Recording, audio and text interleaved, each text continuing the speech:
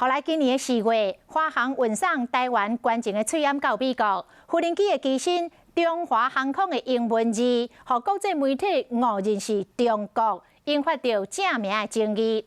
7月中，立法院嘛通过华航会当来改名。华航上新的货机现更咯，这个中华航空的英文字缩小刷到无人机尾。交通部长林佳龙来证实，这是为着要保留空间，增加台湾意向。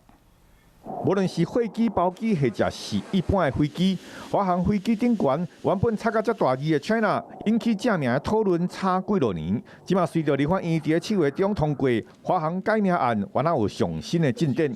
有网友伫国外翕到华航新货机的模样，原本飞机中写有 China Airlines， 即马规排字拢缩小，而且选去尾溜。飞机中一片白苍苍，到时会插什么款的图样，这互大家真好奇。华航采购的7架777F， 现在正在交机试飞中。